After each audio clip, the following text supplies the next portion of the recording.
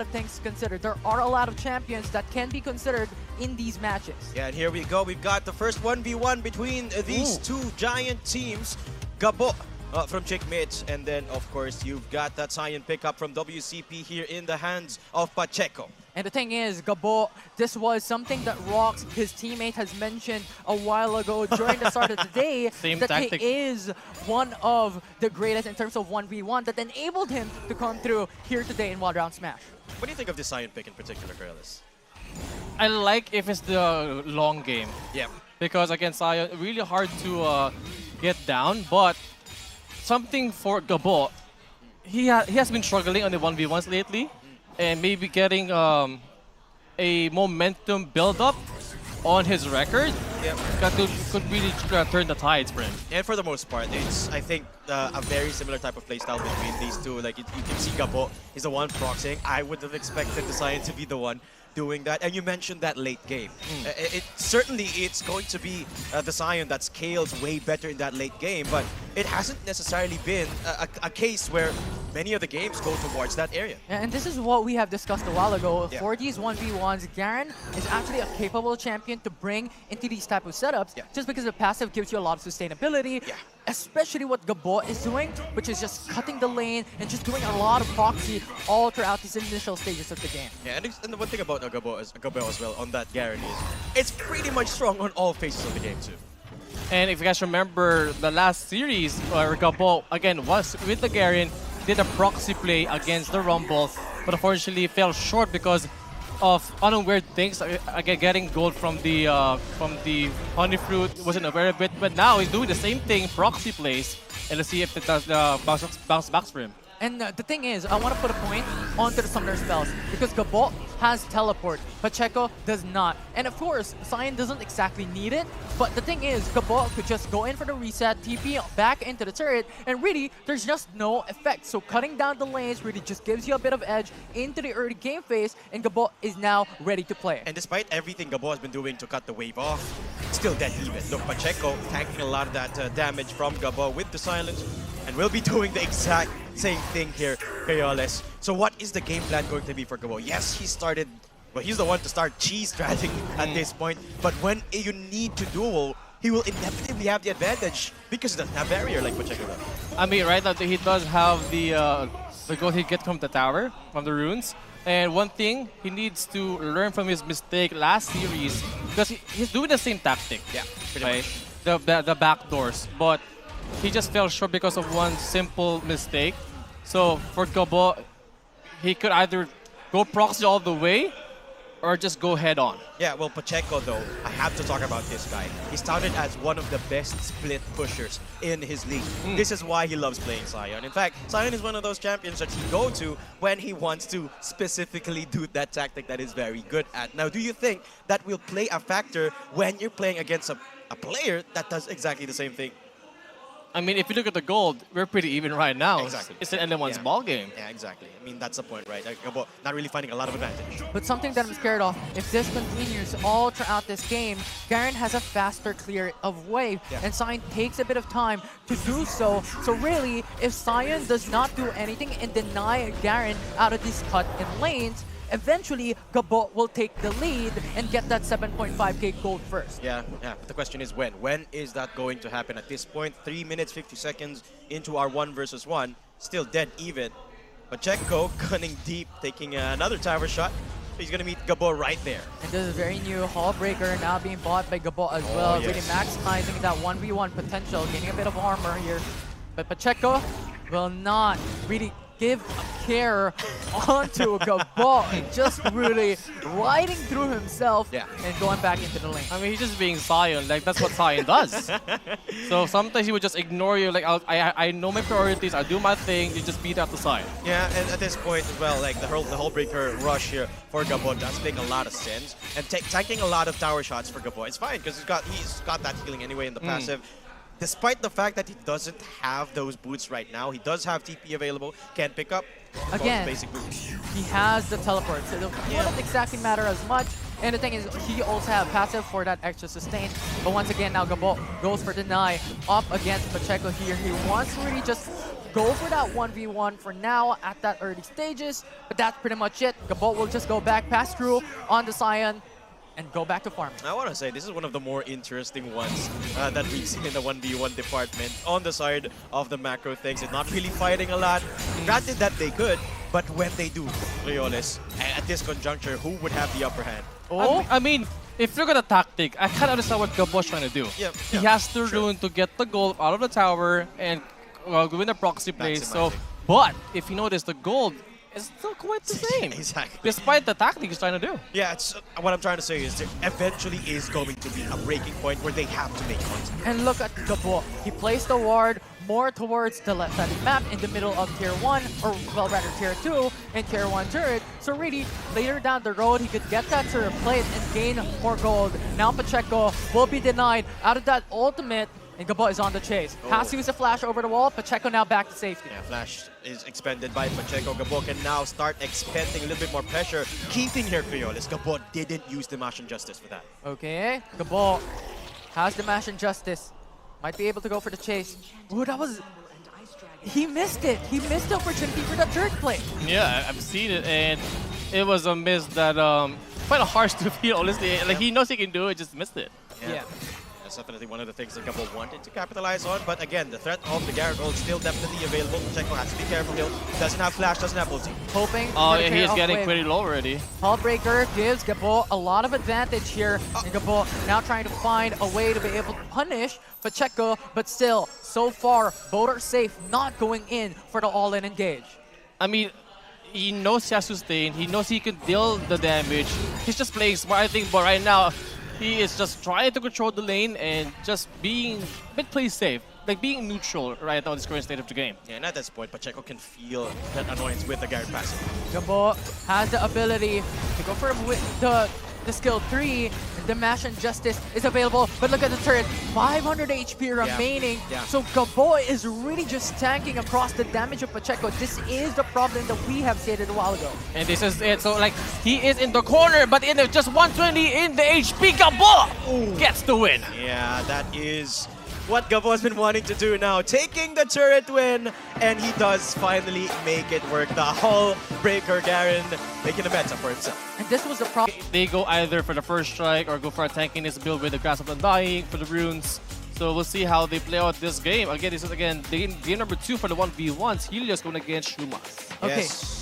The adjustments coming in from Wild Capybaras, I love it. This is what we mentioned, right? Sign does not have any damage, or not as much as we expect, but now they bring in the Rumble. So really what we can expect here is just spamming the ultimate, clear down the waves, get for that 7,500 gold. But the thing is, this is a stark contrast on what Helios wants. Yes. He wants to be very aggressive. That level 3 would be the power spike. It's a complete night and day between Helios and Gabot, right? Gabot just avoid fights at all costs. Helios plays the Jace, wants to all in, does just that. Yeah, and Helios, this is exactly what he wants. You know what? Come to me, and I will welcome you with open arms. Because the thing is, Shumas does not exactly have the best of advantage here at level 1, level 2, level 3.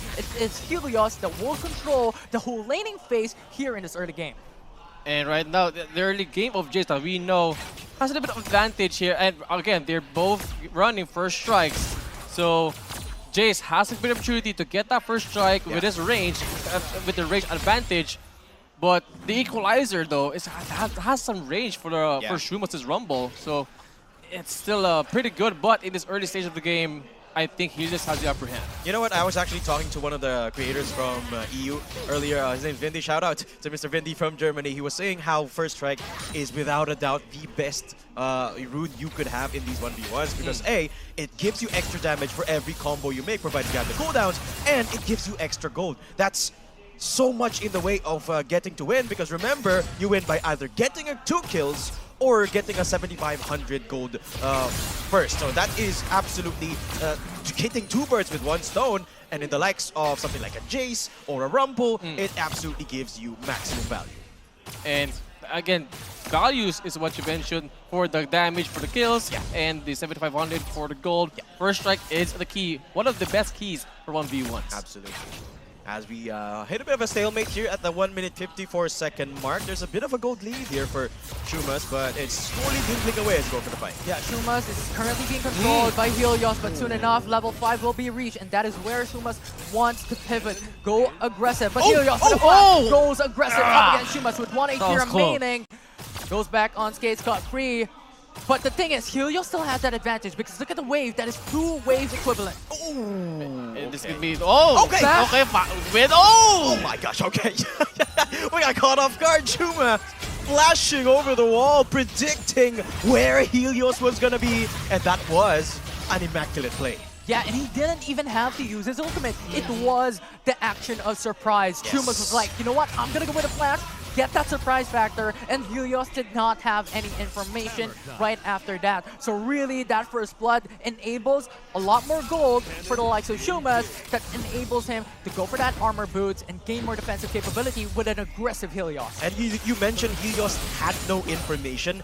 Neither did Shumas. He went in blind, flashed it, risked it, and the risk paid off. It was beautiful from Shumas. I mean, yeah, he took the gamble because it can go either way. If he goes down, it's going to be free plates coming from Helios. But true. the gamble he took was, again, immaculate. Yeah. And that's going to be a huge momentum build-up here for Shumas. You know what I call that? Absolutely lovely. But go ahead and finish. Yeah. For sure. But the thing is, now with that first blood coming in for Shumas, Helios now has to constantly be aggressive because if he is just standing a foot, going for that wave clear, eventually it will Shumas who will be the one first to get to that 7,500 gold. But my question is, Infinity, is it going to work? There's already an item picked up here by the Shumas. The boots completed on top of a lot of HP here, and Helios looking for the all-in again. Yeah, good question, right? Yeah. And to answer that, it won't be easy because Shumas already has access to the equalizer. So really just bringing it out, clearing down the wave, and Helios pretty much can do nothing after. Yeah.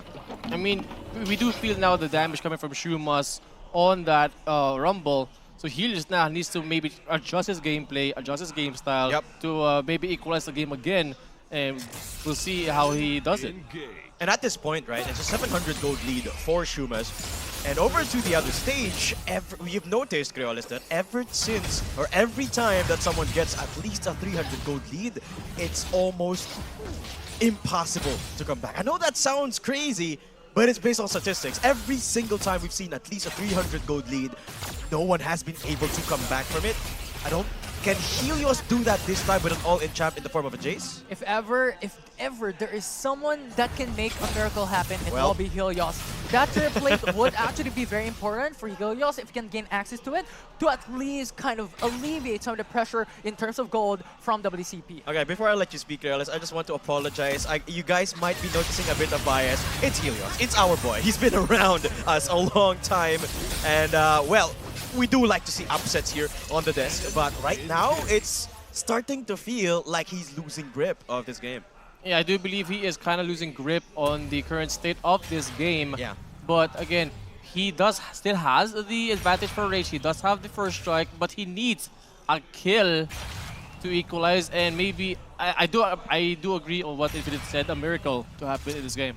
Yeah, and look at the boots, right? Helios did not go for the Mercury boots because the thing is, he wants to go very aggressive, and that is speaking a lot of volume from what he did with the Glutinous Greaves. He wants that HP steal, but now Helios going for the counter attack, wants to go very aggressive here with Ignite, burning down Shumas, but not enough to burst him down. One of the most tankiest champions that we've seen so far here in these 1v1s. Not to mention, it's like he's already have a Sunfire Cape there, flash forward, Helios running. Very aggressive, but Helios able to run away. Summoner spell burned by Shumas, so an advantage at least taken by Helios in Summoner spells. I like that he built the Sunfire Cape. So not only does he have Flame Spitter, he also has the aura of the revamped Sunfire Cape to really help out the sustain and damage that he needs to secure this win. Again, we're goal gap 5,300 compared to 4,500. He can be quite comfortable, and again, the tankiness that he needs to outskill this Jace. And we have a little trade over there. Actually, Helios, the decisiveness of this man is keeping the trades even. But when you look at the extended fights, Helios eventually will struggle because that Sunfire Cape that Creoles pointed out burns. And this is what we're mentioning a while ago. if Helios does nothing, if he does not go very aggressive, eventually it will be Shumas who's just going to carry that gold lead and stagnate the whole matchup in this 1v1. And so far, Helios is still not able to find a venture and find a venue to bring it back. Yeah, 6,000 gold in the bank for Shumans, 1,500, 1,400 left before this game concludes via a gold win, and he's picking up a bit more from the turrets. 1,400. We're being too quick. But yes, in terms of gold, that is the current ones that is missing for Helios. And the likes for Helios, I love this. They want to go very aggressive, although missed opportunity already with turn play. Yeah, and this equalizer is not going to make things easier for Helios, Beo. Yeah, I mean, creates more pressure for Helios. He does pass the priority here for the surface. Oh! Okay, a little bit of burn. aggression coming from Helios, but unfortunately missed the shot. Yeah. That was really unfortunate because that is what he needed. And the thing is, the timer is closing down already. 1,000 left for Shumas to close out the game. Helios trying to go for that 1v1. Because if he gets the kill onto Shumas, it's over. So he has to force out that fight. Yeah. And besides, I think even if the flash play worked for Helios, he needed to dive the tower. But I don't think he has enough damage to take down this Rumble at this conjuncture. It's already got a Bramble Vest on top of the Sunfire Gate, so it is a very tough ass. 6,900 gold in the bank of Shumas. And that is what we mentioned a while ago. He wants to kind of counter what Jace or what Helios wants. Wherein you have the Glutinous Greaves, you want that extra life steal, but he can't do that with a Bramble Vest. That is true. So, tankiness, despite all tank items, he does have still that damage coming from Shumas' Rumble and creating more and more pressure as the minutes go by on Helios. They've got the equalizer, we've got a bit of duel here. Helios still trying. But half HP remaining for Helios. He has to run away. No more flash left. Shuma's going to be very aggressive. If it takes kill, the game is over. But 100 gold left. And CKT has to force out the fight. I'm not sure if it can do this because the thing is, Shumas, one more wave and it is done. And Helios trying to run away. It will be the double kill coming from Shumas. And that will close out the game as Wild Capybaras takes it back. Yep, they strike back. They find the win in the 1v1 lane. Everyone's gonna be there. Yeah. So I changed my answer. And if you get those good augments, it's gonna work out pretty well. But right now, can I change my answer, Inti? I want Mundo. Okay, well, Mundo, go where you please. unfortunately, we are not seeing that today, but we are now jumping into the AAA era between Chickmit and Team Brazil. As we start off this fight, we are looking at a lot of champions as the first blood connects. Rocks goes down, and WCP gets the first blood. Yeah, that's a cinch. I'm seeing Rocks immediately taken down after going in and doing the toss against, I think that was that got peeled out as Pirat, running into a bit of trouble here. But I want to ask you this. This is not necessarily the most meta comp for CKT here, Vale. Yeah, I mean, they do have the kind of a front for to pick up tactical on that Aatrox, and Rocks just roaming around them. But if you go to the lineup here for the side of Wild Capybaras, they got Sustained, they got the damage, we got the Twitch that could have good AoE. Vladimir's late game's crazy. Yeah. So let's see how Chickmit plays this out, because it's gonna be quite of a challenge. So Vladimir in the ranks of Wild Capybaras as well. That's a lot of sustainability that Dever really realistically needs to recall or reset unless it builds up enough of a lead. And that scaling is going to be absolutely deadly for WCP despite not having more than 2 tanks. So it's a very scary comp from WCP. And in terms of these team but they're doing something here. Good throw coming in from Zinj, isolating a single player. But now Emerald has already captured the ultimate. No more engage from WCP, and CKT capitalizes on that and then serves 2 players. Man, what a play coming from Rock. Again, that isolation play was all it takes to get that spark that they need here for Chickmit. And again, a kill here coming from Tante. Chickmit is slowly controlling this early game. The Grand Duelist is just doing a lot of stuff here into the backside, getting that kill. But now you have resets coming through from Team Chickmit already. Time-lapse goes down. This is the perfect opportunity for them to now capitalize on the goal, buy items, because so far, Tante locks into the Trifort. Wait. The tower is almost down, Creo. And it's just 2 minutes into the game. They also caught one, and it's all because of Rox's Singe. I mean, Rox, we don't need more introduction for that player. He knows what he's doing. He knows how to singe too, but it's all about that clutch plays on the right time. Because again, you need to let go, okay? WCP looking for that engage. Now you have the Nautilus as well, locking onto one, playing under the turret. There's no one that can stop. Tactical with the Aatrox, that is the Darkened Blade, and that will be a 1-for-1. But WCP punishes the overextension. Rox TV went a little bit too far, and WCP gets the kill. But at the end of the day, it's still CKT that had the advantage off of the play from the Aatrox, but here comes Shunas. Stun, connect onto one. Tante really just doing a lot of stuff into the backlines, constantly doing the duels. Tactical though, left standing on his lonesome across 3 players. The stun connects. Emerald has to use the cursor to side Mommy, but Lilia hoping for that sleep. It will be a 3-man CC, but there's no follow-up for CKT. Yeah, that was a desperate attempt there to try and stay alive for Tactical, but will go down in, rather Helios, but will go down in the end. Another one getting pulled in. Rox TV hoping for that isolation once more.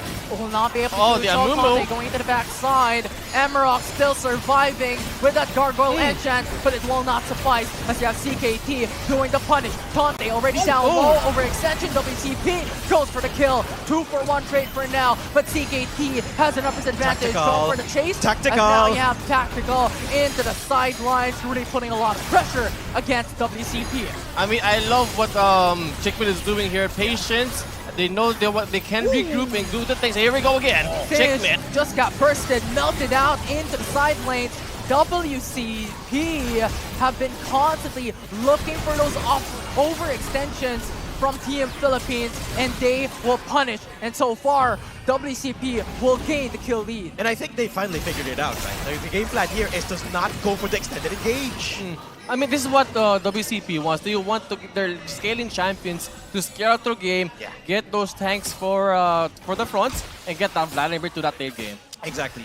But CKT, what they want to do here, Cleo, is just keep on fighting. Take a look at their comp here. They've got a Lilia just running around, just capitalizing on the extended fights. Amarok looking for that angle for the Curse of the Sad Mommy, but it's still not available, and CKT will just collapse up against the opposition. Amarok left on his lonesome to defend the turret as the backline. It will be a Lilia available. Grand Line connects onto one. That will be a kill for WCP, but a depth charge knocks up onto 2, and WCP has the signal to punish. And Emberox stays alive after that. Time-lapse running away! Flash.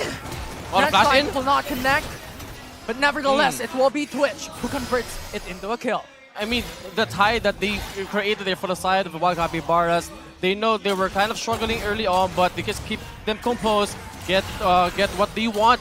They kind of forced Chickmit to go aggressive, and they got him there. Yeah.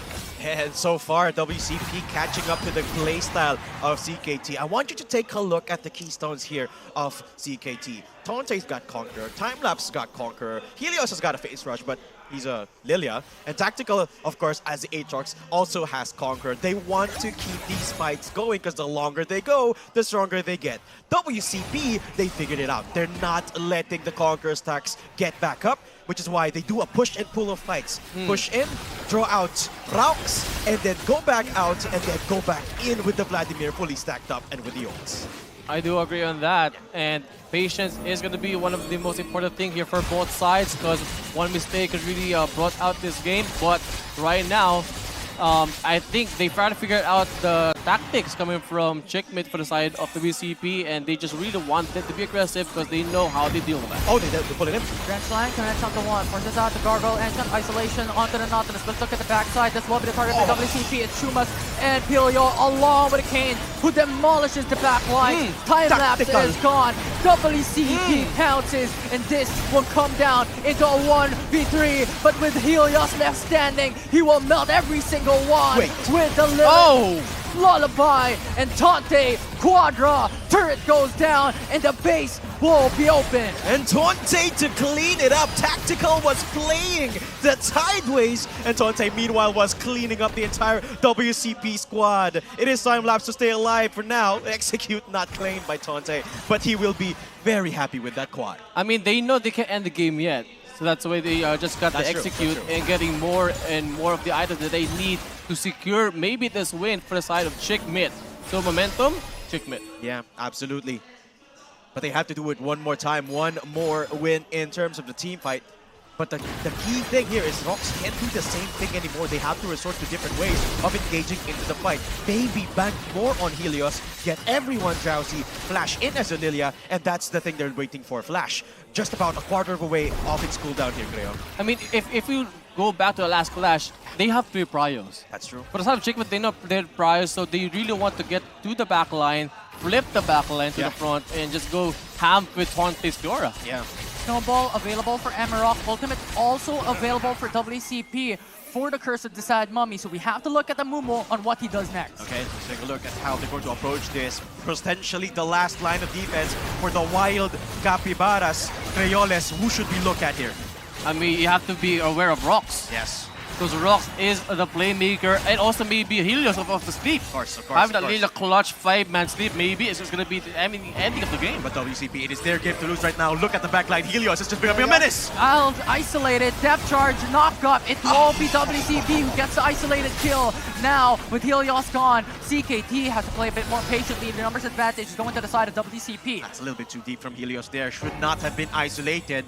Pilo looking for the dredge line here, and Tonte is actually taunting him. Tonte actually wants to fight. Yeah, the bondage, that is what Emerald wants. You have the flash, you have the snowball, also available. So one flash, one good Curse of the Sad Mummy. This will be the game ender. The flash connects. 2 stuns coming from Emerald, and now they dive the turret. But they still have Tonte going into the backside as well. This will be a threat onto WCP, but 2 gone already for CKT, and WCP dives on the turret. Time lapse. Gone! Helios, the only one left standing. The title change. Oh, but the Lilia almost deletes maybe 3 of them there. It's going to be 2 down, 3 down for the side of one Capybaras, and he's not done yet. The quadra kill secured by Helios. Incredible defense from the mid laner himself. And now Team Philippines, the hometown heroes, 1 left standing. It will be Pilio for the Penta. Helios making it his own personal goal to wipe the Capybaras off the map. He kind of made a mistake going alone earlier, but now he had a plan. Kill them all. Only one was that they need for Chick Mid.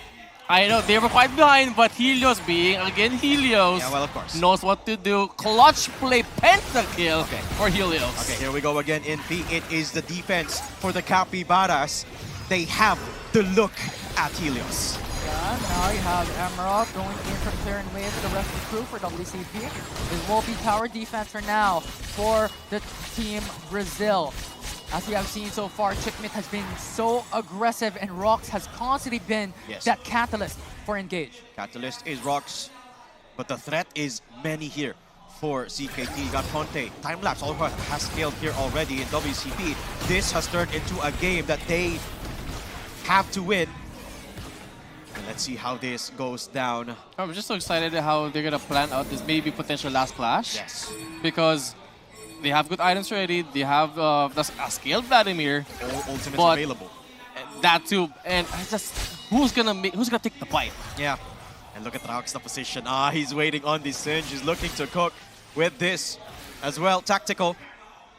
Remember, this is still the same strategy here for CKT. Extended fights are their domain.